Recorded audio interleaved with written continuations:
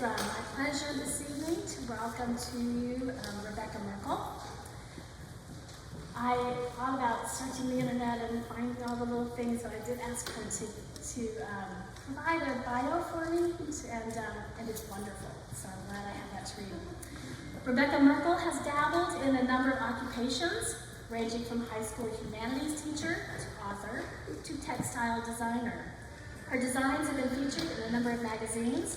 She has written the books Eve in Exile and Classical Me, Classical Thee, and she has edited a Brit-Lit curriculum for Canon Press. Currently, she enjoys designing and selling kitchen linens through her website, RebekahMerkle.com, and hosting the podcast, What Have You, with her sister Rachel. However, her proudest accomplishment is her crew of 5 outrageous, hilarious, high-speed grown children who are now starting families of their own, thereby promoting her to the role of grandmother, which we all know that's the best one. And her favorite role is that of wife to her similarly outrageous, hilarious, and high-speed husband, Ben Merkle, who serves as president of New St. Andrews College. Please help me welcome to speak to us this evening, Rebekah Merkle.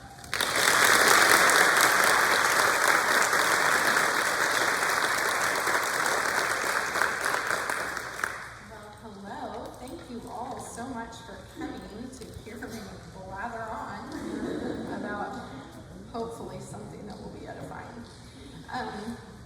It's always so fun to speak to a group of women. Well, I don't speak to groups of men, so you know. But I feel like a room full of women is just a room full of so much potential. You know, it feels like an unexploded landmine, really. You know, it's just like so much all right here. And so many people that, like you represent, who are impacted by your faithfulness, or not, as the case may be, hopefully not. But just so many people that are downstream from you, or in concentric circles out from you. So I always feel like it's just such a powerful thing to get so many women in the same room, especially women who are devoted to the idea of being obedient and faithful to God's word. I mean, you know, you can get a lot of power in the room too if it's a lot of women who are dedicated to tearing civilization down. They can get a lot done also. But I think we are obviously going to be much more constructive if we're trying to cut with the grain of how God created us. And I love talking about the sort of impact that a woman's role in the home has on the culture, because I think the lie, of course, is when you put a woman in the home, you've like locked her away in a vault where nothing important will ever be done there. She can have no impact on anything ever again. She's just going to dwindle away in her house doing silly stuff. And it's so much the opposite. And so I think the idea that like we go off into our home to just be sort of cloistered off there is completely backwards, because I think we can have such an impact on our nation, on our culture, on our towns, just on our people through our faithfulness in the everyday, you know, like just Tuesday afternoon, you in the laundry, or you and the toddlers, or whatever it may be, your faithfulness there actually does have a disproportionate impact elsewhere. And the whole subject, honestly, of homemaking in America is just such a mess, right? I mean, it's such a huge subject. It is fraught with so many challenges and lies and pitfalls and troubles that figuring out how to even begin to address it is like such a snarl and such a hot mess. As I was writing this talk, like every single point I want to make turns out to be like such a huge rabbit trail of its own. It requires 16 different qualifications that at the end you're like, I mean, did we even come out with a point at the end of that? So it just feels like every single thing. It's like if you were looking at some hideous mess in a hoarder's house that you were going to try to clean up.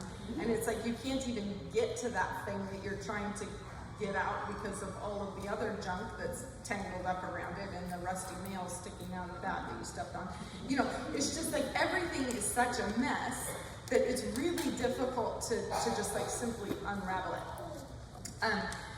And I think that if you think about the weirdness of the fact that like 100 years ago, women sort of collectively abandoned the home, and at the same moment we had such an explosion of technology that like even if we could recover the homemaking expertise of 100 years ago, like is it even relevant now? Like, you know, it's just so weird. There's so many things that I feel like were passed down mother to daughter for thousands of years that were just like the domain of women, and we own this space that are just forgotten. Like nobody knows how anymore, and so there's all these women who have just never seen it, right? They didn't grow up with a mother doing it. None of the women in their lives did it. They have no idea how to even begin. I mean, there's lots of resources out there, but at the same time, examples near you are clearly the easiest starting point. And so it's like we collectively threw away a bunch of knowledge, like just shook the Etch-a-Sketch, and that's gone. I feel like it was sort of my grandmother's generation, really, that just kind of abandoned it. And so now there's women who might like the idea, but just have no idea where to start in the first place.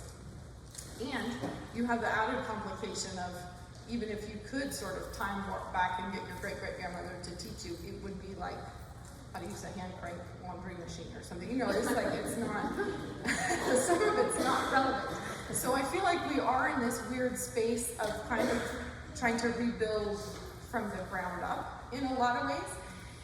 And if you think about the way Paul tells women to pass on teaching to one another, the Titus 2 classic passage about older women teach the younger women to do this.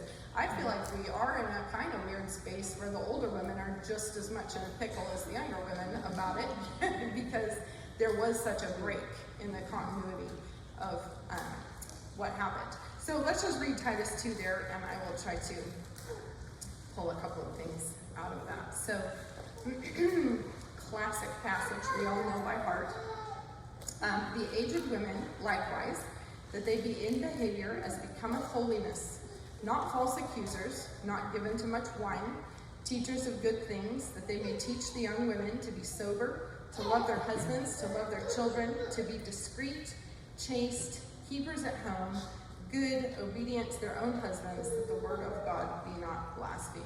I feel like it was really interesting because we were in Fairhope earlier today and they were getting ready for a women's parade. So I encountered a few old ladies on the street who were just the dead opposite of what Titus. It's like on a day when you're thinking about Titus 2, it's like, oh, good heavens. There's just something so terrible about like a dirty old woman. You know, like a dirty old man is bad, but a dirty old woman is just, it might be the same sin, but from a natural law perspective, it's worse. So basically, in this passage, there's just so much going on in just that like short little thing. But obviously, the big picture is that homemaking is good. It's powerful, it's potent, it's obedient, it's fulfilling. You know, all of these things that Paul is kind of just assuming. Like the whole point, women are supposed to teach other women this so that the word of God be not blasphemed. It's like it actually has an impact on the gospel when women behave like this. It's not just like older women teach the younger women to stay out of sight and, you know, don't do anything that would rock the boat. It's actually, this is a very potent thing that he's telling women to do. And I feel like in this current day and age, we are so surrounded by all the lies about what, you know, what it means for a woman to be in the home, that it often, if I'm talking to a group of women, you just have to start right there and spend your whole entire talk trying to just defend the point that it's not a waste of your life to pursue this. And it's funny how hostile people can be to that message. I mean, you know, it's like, I'm sure you just encounter it in your day-to-day life where you tell somebody you're, you know, I stay at home with the kids, and it's like, oh, how pitiful, sort of, you know, even if they don't say it out loud. It's like that's just sort of what everyone assumes. It kind of reminds me of like, I don't know if this is apocryphal or not, but I think for a while they thought tomatoes were poisonous, and someone tried to assassinate George Washington with a tomato, which obviously didn't work. But I feel like that's the same thing. Like they're taking something that's actually so wonderful, and then everyone's decided it's poisonous. And there's a huge campaign to make us all think that it is poisonous. So often I feel like if I'm talking to a group, you just have to kind of stay there and make the point very carefully and very slowly. But I kind of assume that in this room, we're mostly all there. So I hope I'm not lighting your hair on fire accidentally.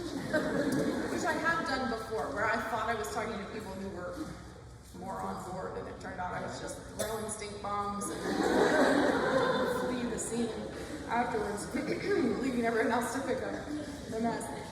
But I assume that I'm talking to women who are already convinced of this, right? You're already convinced that this is something our culture desperately needs.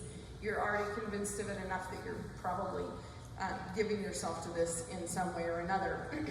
But that doesn't mean that we have it all figured out, right? As a culture, I think so many things are scrambled and forgotten and lost and confused, and then we have this group of faithful women in the middle of that, trying to figure out, like, right, what does faithfulness look like right here, right now, in this context? So, assuming that we're all on board with that, I thought, I'd kind of love to just try to go, like, maybe one step further in, like, what are some things we can think about? Because it's easy to think, right, okay, I'm sold on it, I'm gonna do it, I'm gonna stay home with the kids, I'm gonna be a homemaker, whatever. But you still don't see like much scope for, I don't know, creativity there. It's like your notion of what that means is kind of boring, and you don't really necessarily know where to look or who to turn to for inspiration. And so I think that we're all sort of in the place where we kind of need to be like entrepreneurs in a way, where we have to sort of build something that doesn't exist, or it exists in bits, So what is it that we're trying to do is rebuild a culture, or maybe just build one from scratch. I was saying to somebody earlier tonight, like, I'm from Idaho. It is like the youngest part of a really young country. Like, I remember the centennial of the state of Idaho, the parade downtown, it was like, so I was living in Idaho as a kid before it was even 100 years old. And so in many ways, like, it really is the case of building. I mean, I realize we're down here in the South and it's more, you've got your act together more. But in Idaho, things are reckless. So culture, when we think about trying to build a culture, it's also a really unique thing that we live in America where everything is pretty the same. I mean, there are cultural differences, obviously, but you could, like, if I dropped you on a corner in, like, I don't know, somewhere in the Seattle blob, and you're in a parking lot and you're looking at a TJ Maxx and a Ross and an AT&T and a Starbucks, it's the same as if we were to drop you in Cleveland or drop you in Orlando. We could all have like the same thing. You could drive across the country and stay in a Hilton everywhere you went and have no sense of regional differences, right? You might notice a couple things here and there. That's a massive blessing in so many ways. Like, that is just such a huge blessing. So I don't want to be ungrateful for it, but it is a bit soulless, It's like, we've gotten pretty good at the mass-produced, industrialized, everything's the same, and that's one of the amazing things about America, so I don't want to, like, throw that out, but it is also the case that's not as interesting, right? Like, everybody loves to travel and experience some little spot that is just so very itself, and so very unique, and of course, suburbia is very itself too, in its own way. I'm sure it's very different than Hong Kong, for instance. So if you were to land in the parking lot and look at all of the same, there's McDonald's and there's Burger King, and you have all the same selections of foods that you could choose from, and the same places to stay, and the same places to shop, and you could buy the same outfit here as you could across the country, 2,500 miles away. I don't want us to look at that and then just be ungrateful and complaining for just the wealth that we have, right? Just the ridiculous wealth that is. But at the same time, nobody really wants to, take their vacation and do that. Like, oh, if only I could go down to the strip mall and just surround myself with the ambiance. But everybody does love to, even if it's only virtually. Like, how many of you follow the pasta grannies? Anyone? If you don't, you should. It's the best. It's some Instagram account that just goes to these old women. Like, they're like 100 years old. Like, I'm not joking. They're like, a lot of them are 100. Making pasta in these little villages in Italy, and it's like some particular way of doing the noodle that you can only get in that village, and it's this very beautiful, like they just film it. It's because it's dying out, honestly. It's like when these ladies go, everybody wants to experience that. Nobody wants to be the person that learns to get good at the noodle, but everybody wants to like experience other people who have built this beautiful thing. And it's the only place you can get it, right? You're gonna go to that one village and they're gonna do this one cool thing with those ingredients. It's that saffron and artichokes and that one shape of noodle that you can't get anywhere else. That's a really fun thing for people to experience. And I think it's especially fun for Americans when we're so much on the other end of the spectrum. But if we think about growing a culture like that, I think it's the really interesting thing to me is that wherever women are, the culture will just happen around them. But it's kind of like saying, like if you just have a garden in your yard, like things will grow in it. It's like whether or not it's stuff you wanted to grow or whether it's pretty in any way, that's a different question, right? But when you have women, you have just kind of automatically a culture is growing up around us. If you put a bunch of men together on a pirate ship or whatever, they'll die out. Nothing else will happen, despite what the current biology wants to tell us. But as soon as you introduce women into the mix, now you've got growth, right? It really is like the fertile soil that things can just grow in. And we have, for 100 years, had women kind of refuse to get involved with what grows around us.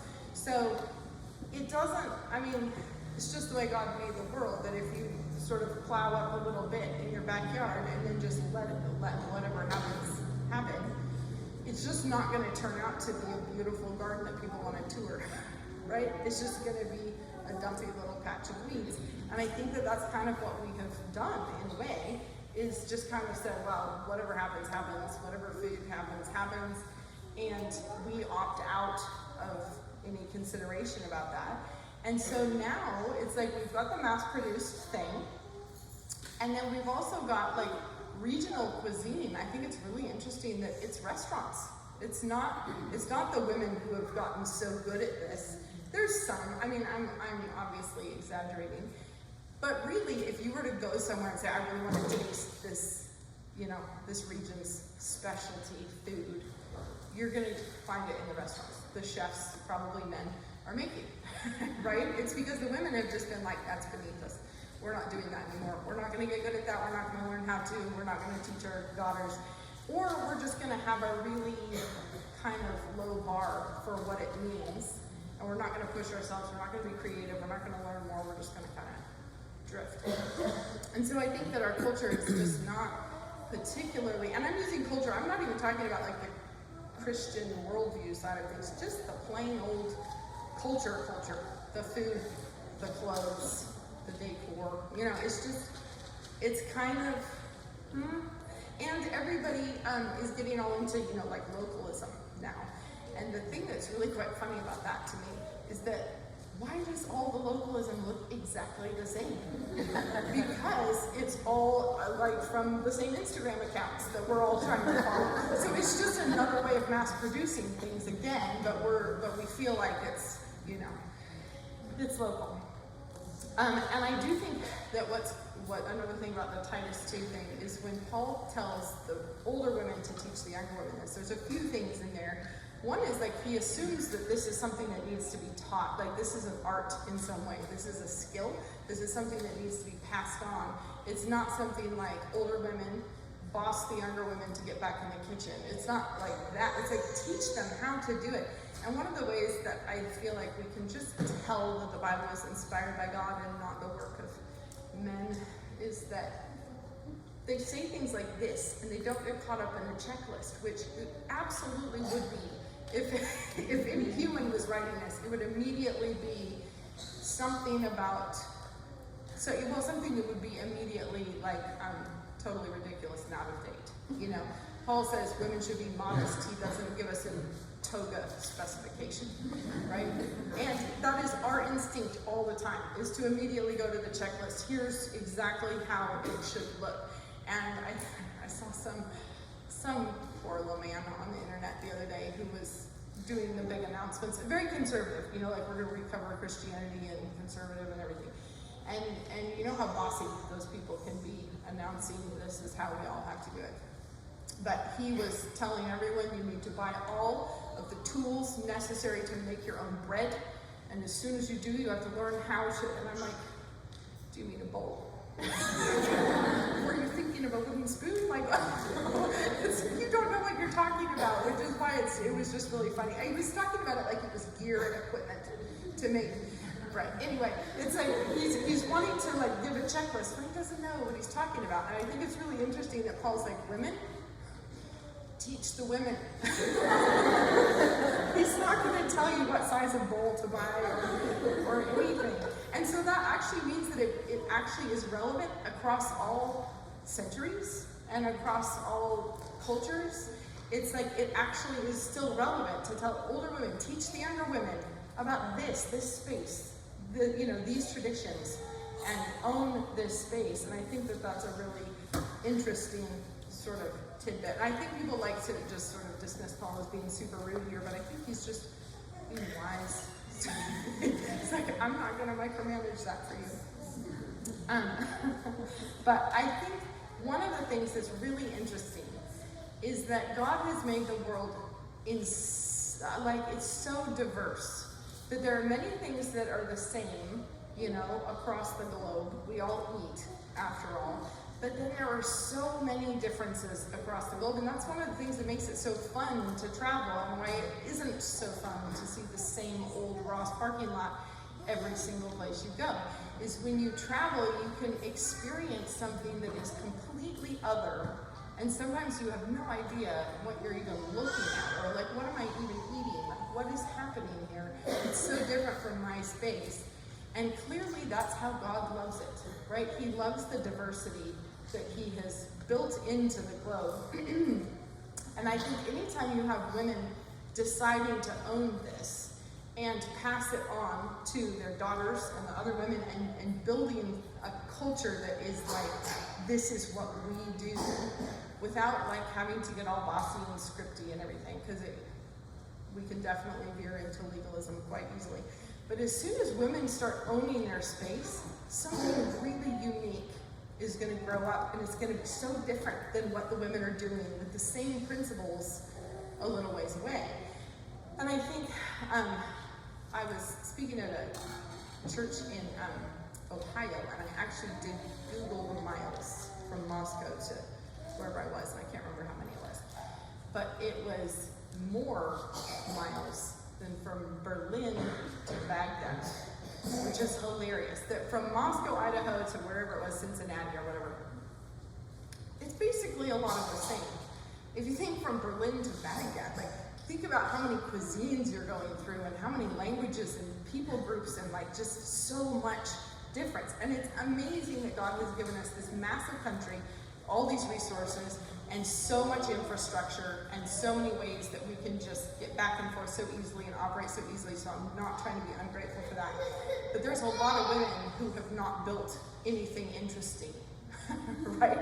And I think what's funny about it is I think that basically the male part of culture building has been phenomenal. Like, we have the infrastructure, we have so much efficiency and so much wealth, and it's like, and the women are all like, we're not going to do our part. We'll go help the men, because apparently what the men do is interesting, but we've convinced ourselves that the tomatoes are poison, right? We've convinced ourselves that doing this is not interesting or neat.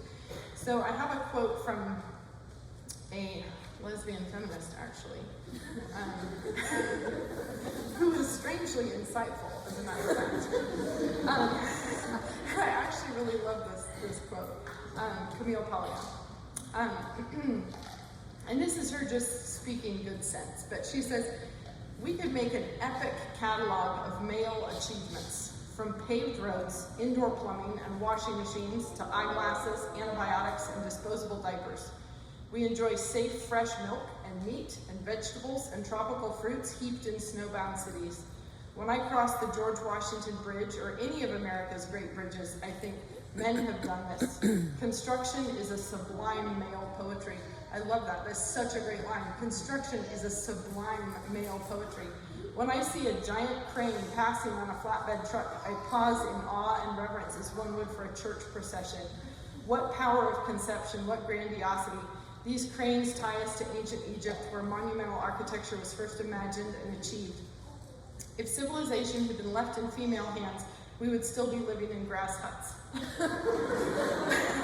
A contemporary woman clapping on a hard hat merely enters a conceptual system invented by men, which is so true. It's like when women I'm gonna go out and have a career and I'm gonna make something of myself. It really is like clapping on a hard hat and then acting like this is your space, right? Capitalism is an art form, an Apollonian fabrication to rival nature. It is hypocritical for feminists and intellectuals to enjoy the pleasures and conveniences of capitalism while sneering at it. Even Thoreau's Walden was just a 2-year experiment. Everyone born into capitalism incurred a debt to it. Give Caesar his due.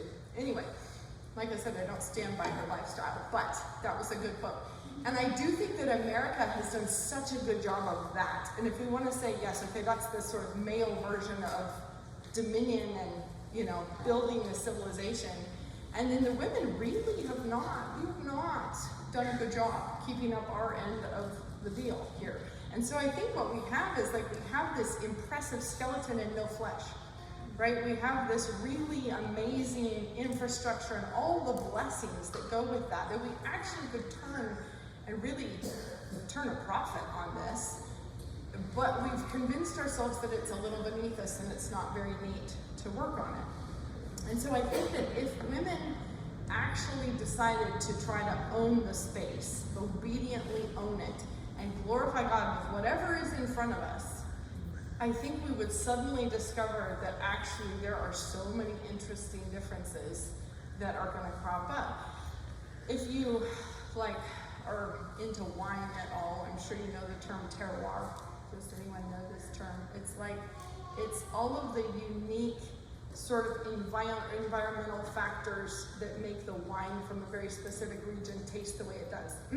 So it's the minerals in the soil and the amount of rainfall and the sun and altitude and just all the things that makes the wine from this region taste different from the wine in that region. And of course, if you know what you're talking about, which I don't, you can taste the difference, right? You can actually taste the difference. I remember one time going to a wine tasting in California, and it was quite shocking because I cannot tell one wine from another really. But there was, we were sitting at this counter, we were looking at the vineyards through the window, and there was one driveway that went sort of curved up, and the vineyard on the left and the vineyard on the right that was the only difference, was one's on the left and one's on the right. They were both on the slope, and it was the same grapes planted the same year, and they had 2 bottles of wine, one from this side and one from this side. And they had us taste them side by side, and even I could tell the difference. Because it was just totally different. It was the way the water ran off and where it deposited all the minerals, and this one it washed it all that way, and then the other one it washed this way. Anyway, I could taste the difference between them. And we live sort of near some wine country in Idaho, and it's Walla Walla, which is a ridiculous name. And down in Walla Walla, there's this region that's called the Rocks. And it's just, that's what it is, it's a pile of rocks. And they're big, big rocks. And apparently there was a French winemaker who came through, and He was like, that right there, that's where I'm gonna plant a vineyard. And he bought it, and of course everyone thought he was nuts. But when you plant in the rocks, the vines have to struggle a lot to get their roots really deep. There's so many spiritual metaphors about this, I'll tell you. But they have to struggle so much that the grapes are smaller, but so much more potent than the big, like, you know, the big sassy ones that had a good life. And so these ones make just the most incredible wine. It's like the most sought after, and of course then everybody started trying to buy up the rocks, and everybody tells you this is from the rocks, you know. And it actually has a real impact on what comes out of it. It could be the same vine growing in Walla Walla that he was growing in France, but it's going to come out completely different because it's in a whole new context.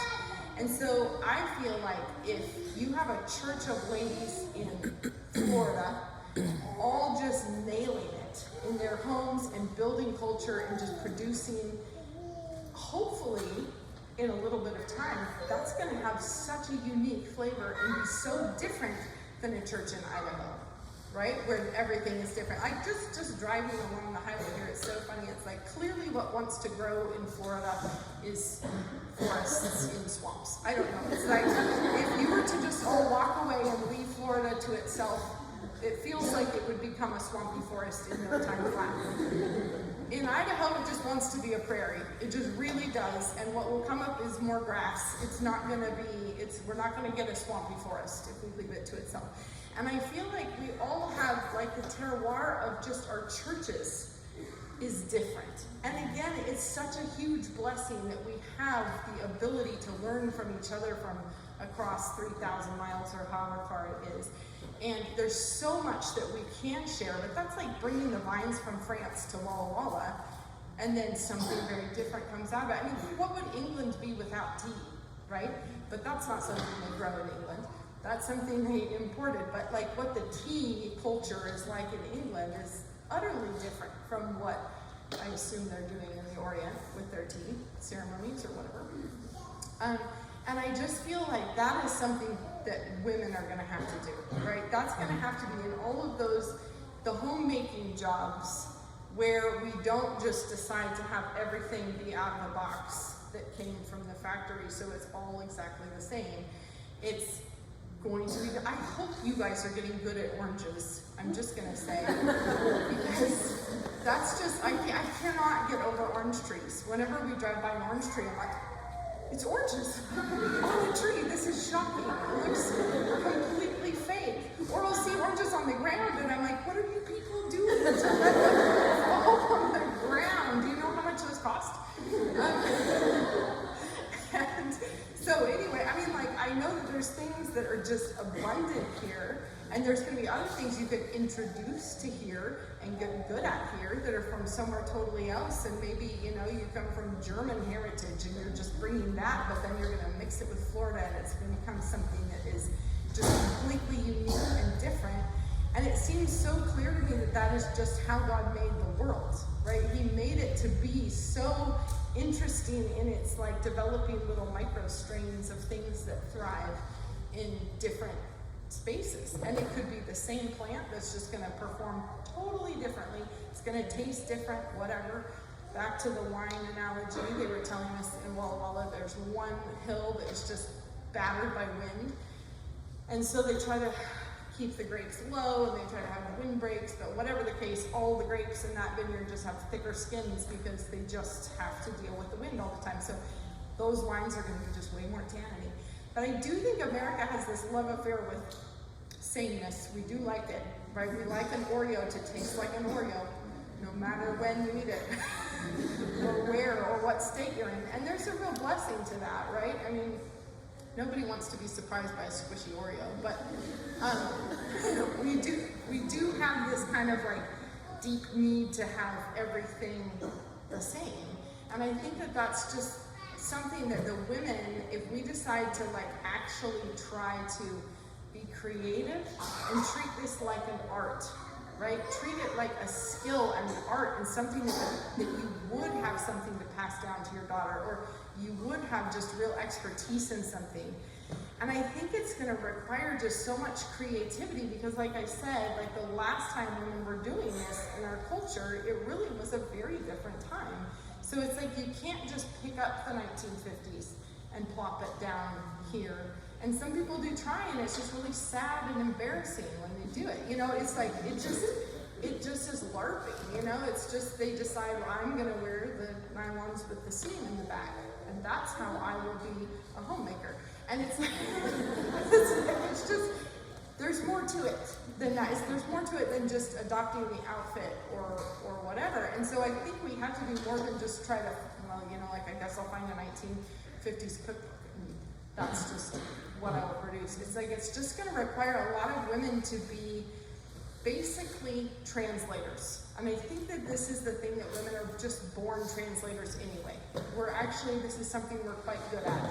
Is taking the sort of the paycheck that your husband, you know, brings home and making it into an amazing meal, right? We translate, we take things and we make them real. We make them flesh in some ways. We genuinely make them flesh with our bodies, right? We take the love of a husband and wife and make a little fat baby with it. And so I think that's what we need to do is be thinking in terms of like, okay, here's what I believe about how God made the world, and here are some examples that I've seen, and I'm going to try and take all of that and I'm going to try and make it my own, and not try to have it be some goofy, you know, pretendy thing where I'm trying to be, I don't know, a Turkish housewife or something. Grab something from Turkey, sure, but don't try to reproduce Turkey in Florida or whatever. You know what I mean? Like trying to just own the space. And basically, if we think about like, what are our duties and how can I just excel at them? So I have to feed all the people every day, so I could decide to get good at it, right? And I could expand on the items and not be always trying to get it down to where here's the 4 recipes that I repeat Monday through Thursday and we go to taco time on Friday.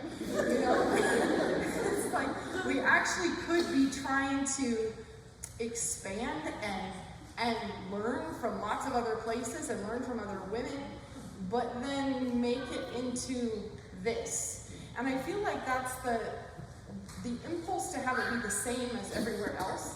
I think in some way really has to be connected to women trying to step into the men's roles, right? Like we decided it's silly to try to do the, you know, the feminine thing, so I'm gonna go get a job. And so we've gotten really good at the infrastructure, but we haven't gotten good at the infleshing it part.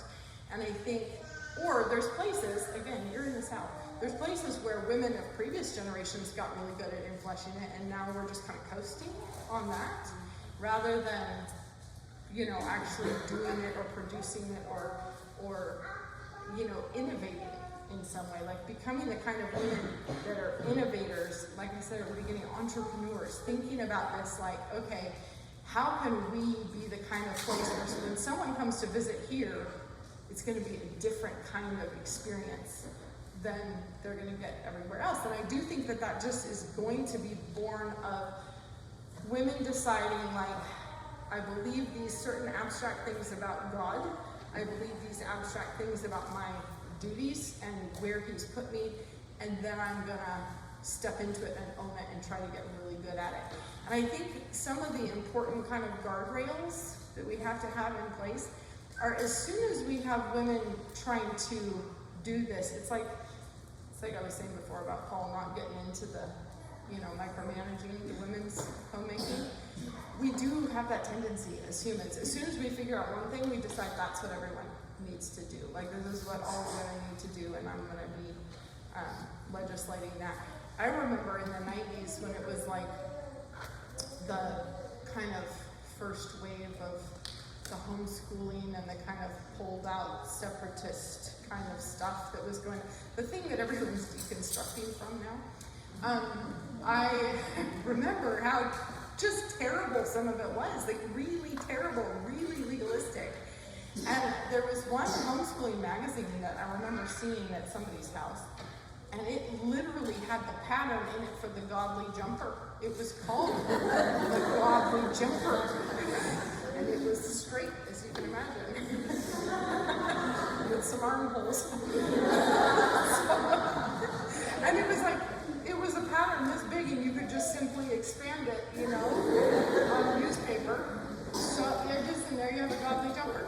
And that's what I think we do tend to do, is we start tying, the jumper is now a godliness issue, rather than having it be interesting regional fashion, right? That's one thing. Then having it be now I'm binding your conscience about the regional fashion. That's one way I think we can slip off the point.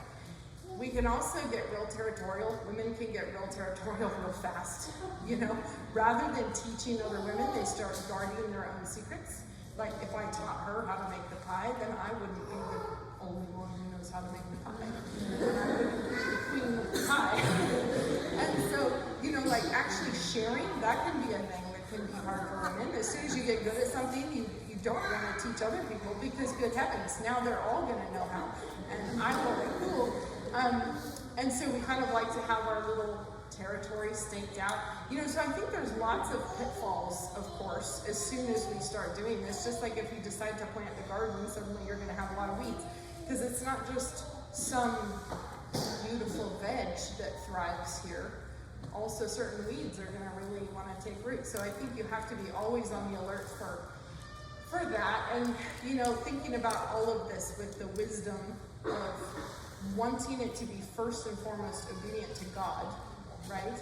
And not being bossy to other women, and not being proud of your own accomplishments, and not being judgy about other people. There's so many temptations, obviously, that are going to come with it. So being faithful to God first.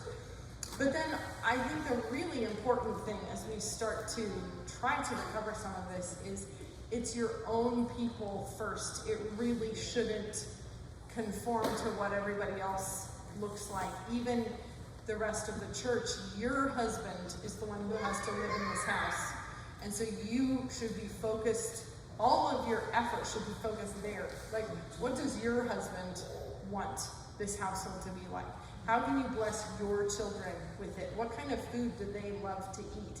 What kind of food are you really, interested in cooking? Like, having it be all of that focused at your people, rather than right, everyone, we're going to come up with a Florida cuisine. That's not what I mean. But just how can I be faithful right here with the people right in front of me? How can I bless my husband? How can I bless my kids? And how can I actually be obedient to God and push myself to get better? Because to be honest, nobody else is going to push us, right? This has to be a lot of women deciding we're going to push ourselves in this way, because the culture certainly won't. Right? They're just going to applaud us if we finally quit and go get a job, right? They'll be all over it if that happens. But I do think that that's kind of the final thing that I want to say, is that I think it's so noticeable how much the enemy, for lack of a better word, doesn't want women in the home, right? It is so evident. It has been relentless. For a century, the propaganda thrown at this to try to keep women out of the home.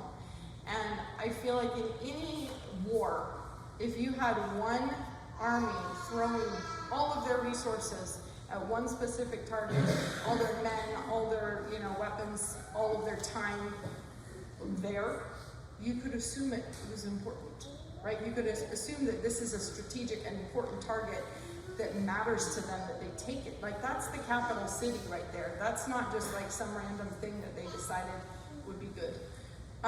They're going to be going for the thing that they feel is going to have the biggest impact. And I think it's shocking how much they seem to think that that's women in the home. They don't want you there, right? They will applaud you for leaving. They'll shame you for staying. They will put it in every commercial, in every song, in every, every toothpaste ad will tell you this. It's just so everywhere that they don't want us doing this. And I think that right there should be a flag in the first place. That apparently when women step into this space and decide to own it, that's a threat to their agenda, right? Because mothers in the home are something that we really haven't had as much. There's been a lot of talk about fatherlessness and the sort of plague of fatherlessness, but we're a motherless nation. Like how many, like we have multiple generations now who've grown up without a mother in the home, who, got taken straight from school to the daycare to, raised by who knows who. And so just the rootlessness that so many people live with is really shocking.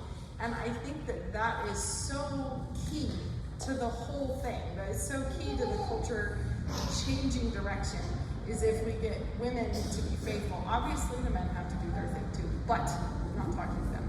So I think getting women to decide to own the space, be faithful to God, decide to use this to bless their own people, and don't try to overly script what God is going to do with that. But I do think that he's going to do something really interesting with it once we start. And I hope that long term it will result in being able to just look at other faithful churches and think oh my word, I want to go spend the summer and learn from them, right? Instead of everybody, we're all stuck on the same as quick anyway, right? So anyway, thank you for listening to my rant. Thank you for coming, and go fight men.